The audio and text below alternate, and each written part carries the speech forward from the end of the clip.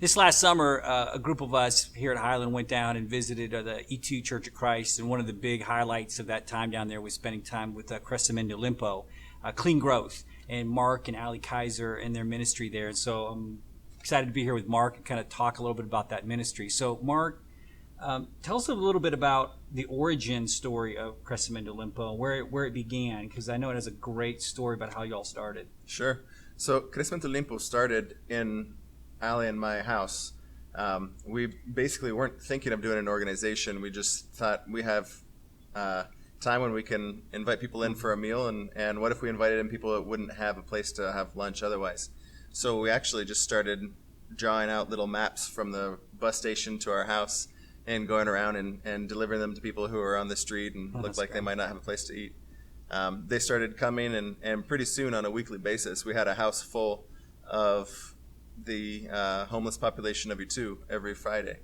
And for quite a while did lunches at our house where we just got to know them, got to know their needs, and have a better understanding of who the homeless of E2 were. I love that story about how you all just opened up, just following Jesus' command, just invite anybody around the table. And so how that developed, so you had a lot of people there coming off the streets, but then there was a change in the ministry at some point. Yeah, we decided we needed to learn from other people who were working with homeless and get a better idea of how we could better serve. And in that, we went to City Square and talked to Larry James. And a piece of advice that he gave us that really stuck with us and changed what we do ever since was you need to figure out what the homeless have that you need. How can you rely on the homeless? Mm-hmm. Which kind of confused me and threw me for a loop, and I wasn't sure what do they have. But one of the things he said was, we believe that no one is, one of the things that he said was that being poor is not having anything to offer in exchange. And when you're always giving, you maintain your position as the person who has, and they maintain their lower position of the one who doesn't. But if you can look to what they have that you need, you give some of that position to them, and you give some of that honor mm-hmm. and power to them. And no one, and he said, we choose to believe that no one is so poor that they have nothing to offer that we would want in exchange. Mm-hmm.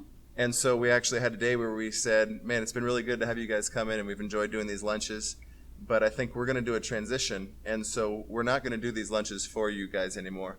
But if you'd like to come, we would like to do these lunches with you. Mm-hmm. And so from that day forward, we waited for them to come, and then we went into the kitchen with the first ones who had arrived to cook the rice and beans. And we learned some from them, they learned some from us, and it became more of a community. Yeah, I think Larry calls that the wealth of the poor in a book that he wrote, and I'm excited about Highlands Ministries partnering with City Square and the St. Anne's property and what we're going to be doing, because mm-hmm. I think there are so many things that population in our town can minister to us, and you've already been down the road on that journey for quite some time. So from there, from around the table and sharing that with your friends and neighbors, you started getting into housing. So what was the story about moving into the housing? Yeah, from the lunches, the first request was of friends that said, I want to change my life, I want to get off the streets, and I need help getting off drugs and alcohol. Will you help me get into rehab? And that's kind of what they knew in terms of the transition. It was, if I'm on the streets, I need to go to rehab. Mm-hmm. And so we said, okay, let's learn about that. And we found some places where they could go to rehab. And then we started receiving our friends back. And that was where we came into the first shock, was we received people back, but then there really wasn't anywhere for them to go. Our first thought was that they would go back to their families. Mm-hmm. And we quickly learned that a lot of those bridges had been burned, and there was no place to go back to. And so we saw friends coming back to E2, going back to living at the streets. The first time that happened, we opened up our house, mm-hmm. and our friend Du came and lived with us for a couple of weeks. And but we realized that we needed something more especially for that, a place where they would have a home that was theirs, mm-hmm. that they could develop. I really believe that if we as a church are called to bring restoration, then it becomes our responsibility to know that there is a open avenue that leads to restoration, that we're not going to drop them off midway, mm-hmm. but that we can complete that journey with our friends. And so we started dreaming and praying about what would it look like to offer housing, what would it look like to accompany that journey all the way to restoration. And and a walk in a neighborhood right next to ours, I found a few abandoned houses and contacted the owner, wrote a program, and started talking to some friends in our church about buying those houses. We were able to do that. The first person I talked to, he said, "I'm with you. Let's buy them." He bought 2 of the houses with our church. We raised money for the third, and started offering housing and walking with our friends as they got into new jobs and started living new lives. And now you're in a facility that houses, what, 24? 25. 25 people. Men and women. Right, men and women. And you have people that are there 24 hours of the day that walk alongside. Right. You also have a psychologist on the staff there as well, because do. people are still dealing with recovery issues. Yeah. And family life and sharing meals around the table is still a big part of life there, isn't it? It is, yeah. We have 25 men, women. We've had some families. And we have people that really all walks. And so the neat thing is a lot of the guys who have been in the house longer, they kind of help some of the newer ones to go about the process of job interviews and even to have hope, because if you go for your first 2 weeks and your job interview after job interview and you're not finding a opportunity, it helps to have other people in the house that can talk about, I went through that and I got a job at this place, and help you look towards the future.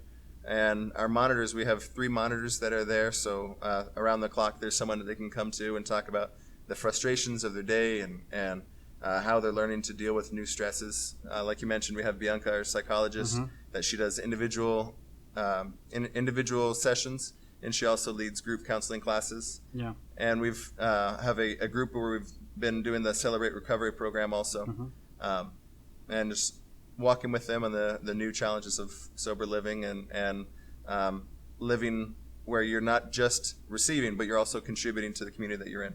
Well, let's talk about that, because a lot of your friends there are trying to transition back into the workforce. Sure. And some of them can do that pretty quickly, and some need some training, and you also need some time to kind of assess the kind of person that's going to spend life with you. And so another big part of the ministry is the Orta, the garden. So tell me a little bit about the garden and how it connects to the life at CL, and functions as a place of rehabilitating work and dignity for the CL people, and how that affects their relationships with their neighbors in that neighborhood as they come by and buy produce. Yeah.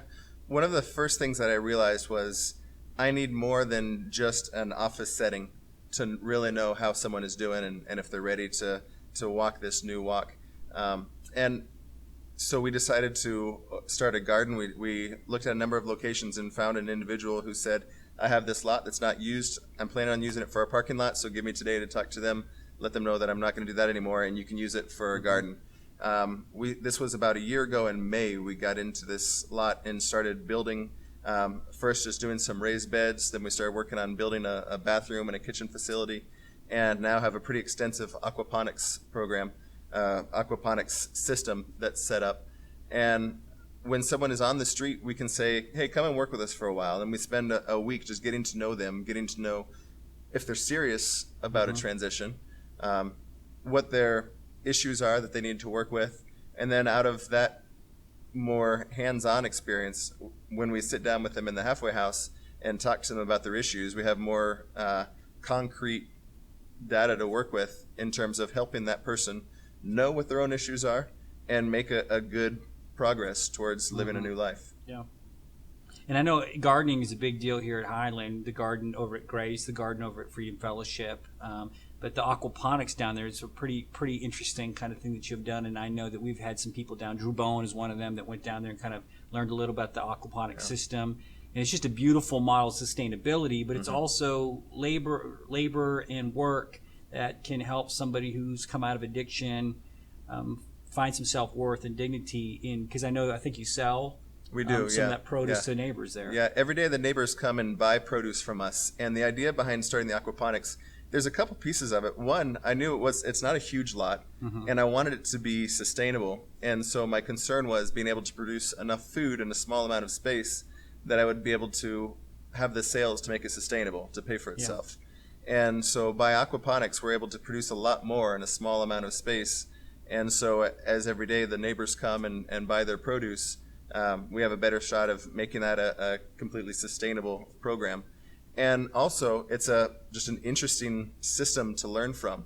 And one of our goals that we're on the edge of doing right now is inviting schools to come and be able to receive groups of schools to come and learn about the biology of the garden, the biology of this ecosystem of aquaponics.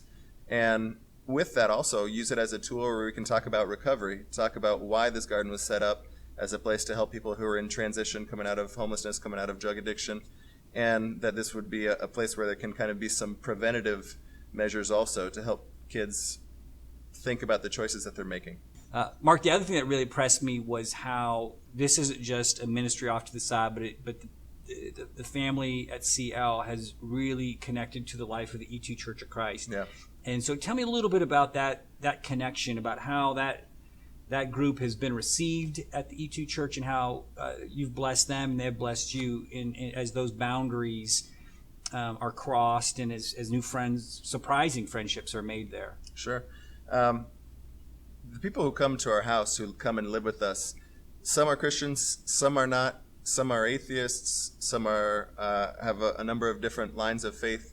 And one thing that I tell them is I want them to be really honest while they're with us of what your walk of faith is, but also be aware that you're coming into a Christian home. And there are some rhythms of this home that's going to be based on that. So as a household, we go to church, and that's something that our guys have enjoyed, stepping into that rhythm.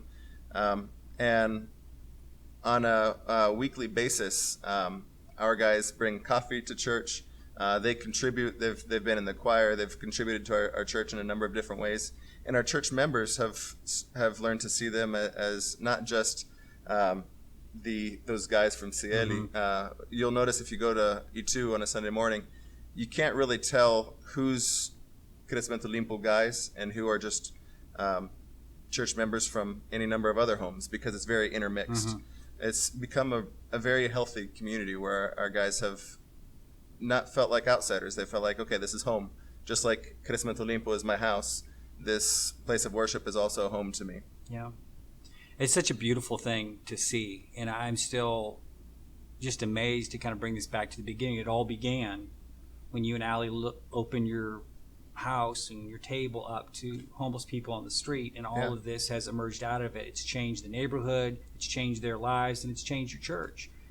Something I learned in that process was to not look towards what programs do I need to build, but what can I do today? And something we knew early on was, we can't necessarily create a huge program, but we can offer rice and beans.